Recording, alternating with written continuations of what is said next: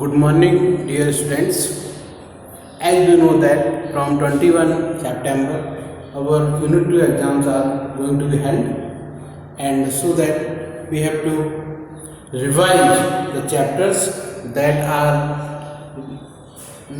coming in your next exam. Math में जो chapters हैं वो चैप्टर नंबर 4 रेशनल नंबर्स और उसके बाद chapter number 5 operations on rational numbers और चैप्टर 6 है decimal representation of rational numbers. ये 3 चैप्टर आपको तैयार करने हैं। चैप्टर फिर से सुन लें, chapter 4 rational numbers, chapter 5 operations on rational numbers, chapter 6 decimal representation of rational numbers. इन तीनों का रिवीजन करना है। तो इनमें तीनों में कुछ खास बातें जो होगी वो आपको हम एक्सप्लेन किए दे रहे हैं। रिवीजन आज से हमारा शुरू हो रहा है, ठीक है। तो चैप्टर नंबर 4 रेशनल नंबर्स, सबसे पहले देखेंगे हम चैप्टर 4, ये है रेशनल नंबर। रेशनल नंबर क्या होता है? इंटीजर तो आप सब लोग जानते ही होंगे। इंटीजर्स क्या होते हैं? 0, 1, 2, 3, 4, 5, 6, 7 and -1, -2, -3, -4 all negative, all positive with 0 is called integers. अब रेशनल नंबर्स क्या होते हैं? रेशनल नंबर में इंटीजर का क्या यूज है? रेशनल नंबर का मतलब होता है ऐसा नंबर जिसको हम P/Q के फॉर्म में लिख सकें। किसके फॉर्म में? P/Q के फॉर्म में। एक नंबर ऊपर हो, एक नंबर नीचे हो, बीच में अपॉन का साइन लगा हो। और ये PQ कैसे होना चाहिए? जिनको हम PQ के फॉर्म में लिख सकें, जहां P and Q are integers. P and Q की वैल्यू इंटीजर्स होना चाहिए, लेकिन इस चीज का ध्यान रखना है कि Q 0 नहीं हो सकता, यानी अपॉन में 0 नहीं हो सकता। ये न्यूमरेटर होता है P और डिनोमिनेटर होता है Q, तो डिनोमिनेटर की वैल्यू 0 नहीं हो सकती है, न्यूमरेटर 0 हो सकता है, ठीक है। जैसे 5/6 ये इंटीजर है, ये भी इंटीजर है, तो ये रेशनल नंबर है। -9/8 -9 इंटीजर है, 8 भी इंटीजर है, तो ये रेशनल नंबर है। 7/-12 7 इंटीजर है, -12 भी इंटीजर है, तो ये रेशनल नंबर है। 0 को हम 0/1 लिख सकते हैं, 0/2 लिख सकते हैं, तो ये भी एक रेशनल नंबर है क्योंकि इसको हम 0/1 लिख सकते हैं। 7 को 7/1 लिख सकते हैं, तो 7 भी इंटीजर, 1 भी इंटीजर, तो ये भी रेशनल नंबर है। -8/1 लिख सकते हैं, तो -8 भी इंटीजर रेशनल नंबर है। तो सारे इंटीजर्स रेशनल नंबर होते हैं, सारे होल नंबर्स रेशनल नंबर होते हैं, सारे नेचुरल नंबर्स रेशनल नंबर्स होते हैं, ओके। तो ये सभी रेशनल नंबर हैं। अब रेशनल नंबर में होता क्या है? न्यूमरेटर और डिनोमिनेटर। Numerator denominator. अब इसके बाद आता है standard form of rational number. Standard form of rational number. Standard form इसी को कहते हैं simplest form of rational number. ये क्या चीज है? ये कौन सा फॉर्म है? Simplest form. स्टैंडर्ड फॉर्म क्या होता है? ऐसा रेशनल नंबर जिसमें न्यूमरेटर और डिनोमिनेटर में कोई भी कॉमन फैक्टर ना हो 1 के अलावा, यानी 1 के अलावा किसी और दूसरे से ये डिवाइड ना हो। और इसी को ध्यान रखना है, denominator can not be negative, denominator negative नहीं होगा। जैसे आपका लिखा है 5/7 5/7 का ये देखो कॉमन फैक्टर है या नहीं, उसके लिए सबसे अच्छा तरीका है जो न्यूमरेटर डिनोमिनेटर का HCF निकालें। अगर HCF 1 आ जाए तो ये सिंपलेस्ट फॉर्म में है, और HCF 1 के अलावा कुछ आ रहा है तो ये सिंपलेस्ट फॉर्म में नहीं है। तो 5/7 का HCF निकालें तो 1 आएगा, तो HCF ऑफ 5 and 7 कितना हो जाएगा? 1। Therefore 5/7 is in simplest form. Standard form की बात करें, स्टैंडर्ड फॉर्म क्या है? थोड़ा सा अंतर है सिंपलेस्ट फॉर्म में स्टैंडर्ड फॉर्म में। स्टैंडर्ड फॉर्म में डिनोमिनेटर नेगेटिव नहीं होना चाहिए। अगर डिनोमिनेटर नेगेटिव है तो ये स्टैंडर्ड फॉर्म में नहीं है। जैसे 5/-7 ये क्या -5/7। तो ये तो स्टैंडर्ड फॉर्म में है क्योंकि इसका डिनोमिनेटर पॉजिटिव है। ये स्टैंडर्ड फॉर्म में नहीं है क्योंकि इसका डिनोमिनेटर पॉजिटिव नहीं है। अगर नहीं है तो उसको कन्वर्ट कर सकते हैं, बना सकते हैं। कैसे? जैसे लिखा 5/-7। अगर हम न्यूमरेटर डिनोमिनेटर दोनों में -1 से मल्टीप्लाई करते हैं तो क्या होगा? न्यूमरेटर नेगेटिव हो जाएगा और डिनोमिनेटर पॉजिटिव हो जाएगा। तो अब ये स्टैंडर्ड फॉर्म में हो गया है। सिंपलेस्ट फॉर्म के लिए HCF फाइंड करें। HCF 1 है तो सिंपलेस्ट फॉर्म में है और 1 के अलावा क्वेश्चन सिंपलेस्ट फॉर्म में नहीं है।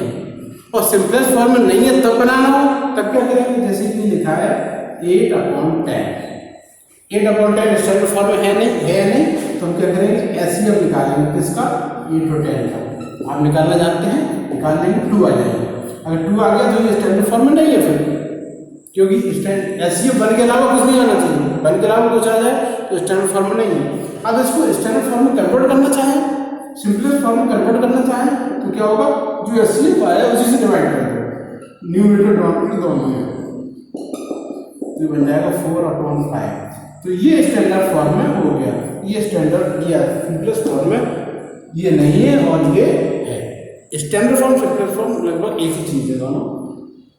ओके, तो ये हो गया। अब आता है equivalent ratio number. Equivalent ratio number क्या होता है?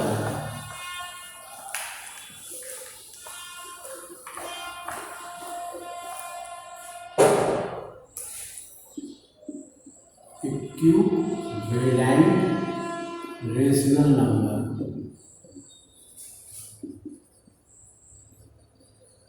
इक्विवेलेंट रेशो नंबर क्या है? जैसे कि लिखा है 5/8। ये कोई रेशो नंबर है। इक्विवेलेंट में क्या होता है? अगर किसी रेशनल नंबर की न्यूमरेटर डिनोमिनेटर में सेम नंबर से मल्टीप्लाई या सेम नंबर से डिवाइड कर दें तो जो नया नंबर आ रहा है वो उसी नंबर का इक्विवेलेंट रेशनल नंबर होता है। इसलिए नॉन नेगेटिव और मल्टीप्लाई किसके करना है, डिवाइड किसके करना है? नॉन जीरो इंटीजर, यानी जीरो को छोड़कर किसी भी इंटीजर से। ओके, जैसे 500 दिया है, अगर हम 5 × 2 करते हैं, 8 × 2 करते हैं, दोनों में 2 का डिवाइड कर मल्टीप्लाई कर दिया आपने, कितना आ गया? 10/16। तो ये दोनों कैसे हैं? Equivalent rational numbers. जैसे कहीं दिया है 10/50,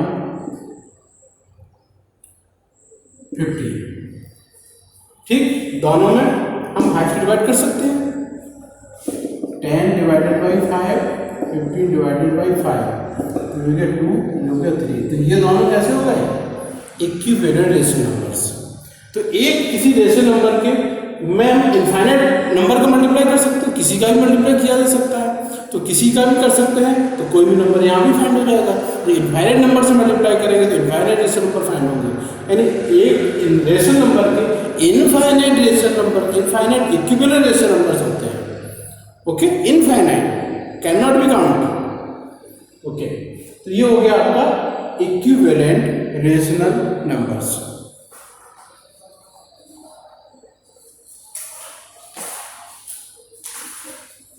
अब आप एक्सरसाइज खोल लें।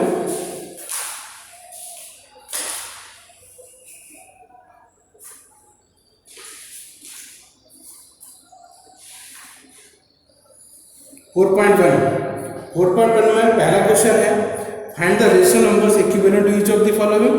4 रेशनल नंबर फाइंड करना है। जैसे एक्सरसाइज 4.1 इसको रेज करना है।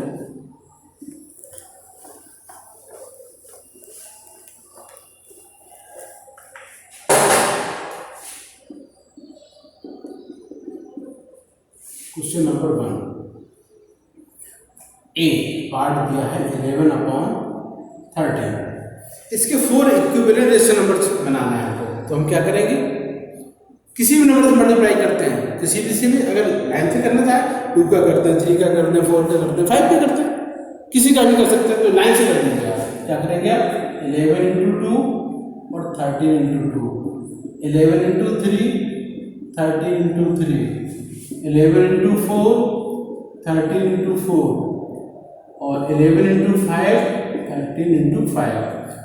अब rational number equivalent rational number तो एक दूसरे के इक्वल ही होते हैं हमेशा, तो हम कॉमन लगा के इक्वल का साइन भी लगा सकते हैं क्योंकि ये सभी इक्वल होते हैं।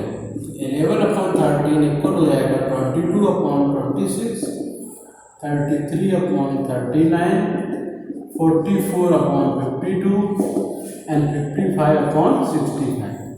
तो ये और ये चार रेशनल नंबर फाइंड हो गए नए, जो इसी 11/13 के इक्विवेलेंट होते हैं। therefore 4 equivalent rational numbers of 11/13 are कौन से हो जाएंगे? 22/26, 33/39, 44/52 एंड 55/65। इस प्रकार से हम चार रेशनल नंबर फाइंड कर सकते हैं, किसी को भी फाइंड कर सकते हैं। ओके, क्वेश्चन नंबर 2 क्या है? Write each of the following integers as a rational number. सबको रेशनल नंबर का फॉर्मूला लिखना है तो अपॉन 1 लगाते जाएंगे, सभी में सब लिख जाएंगे। Right the numerator denominator following number. Numerator अलग, जैसे 2/3 दिया है, 2 क्या है? न्यूमरेटर कितना है? 2, डिनोमिनेटर कितना है? 3। ये आप लिख लेंगे। Which of the following are negative rational numbers. हाँ, negative rational number positive rational numbers क्या होते हैं ये रह गया है एक्सप्लेनेशन में। तो नेगेटिव रेशनल नंबर्स और positive rational number. Positive rational number वो होता है जिसमें न्यूमरेटर डिनोमिनेटर का साइन सेम है। न्यूमरेटर में भी प्लस हो, डिनोमिनेटर प्लस हो तो पॉजिटिव, न्यूमरेटर नेगेटिव हो, डिनोमिनेटर भी नेगेटिव हो तो तब भी पॉजिटिव रेशनल नंबर होगा। न्यूमरेटर डिनोमिनेटर का साइन सेम हो, कुछ भी हो, चाहे दोनों प्लस के हो चाहे दोनों माइनस के हो, तो पॉजिटिव रेशनल नंबर्स होते हैं। अगर एक का साइन प्लस है दूसरे का नेगेटिव है तो वो नेगेटिव रेशनल नंबर्स होते हैं। ठीक है, तो base of the following are negative, आप देख के बता देंगे। तो ए 5/-7 नेगेटिव है, -2/-7 ये पॉजिटिव है, -7 पर 1 लिखेंगे तो ये नेगेटिव, 1/-3 नेगेटिव, -12/123 नेगेटिव। इस टाइप से आप एक्सरसाइज करते जाएंगे। अब कहाँ आएंगे हम? अब हम पहुंच रहे हैं क्वेश्चन नंबर 8 पर।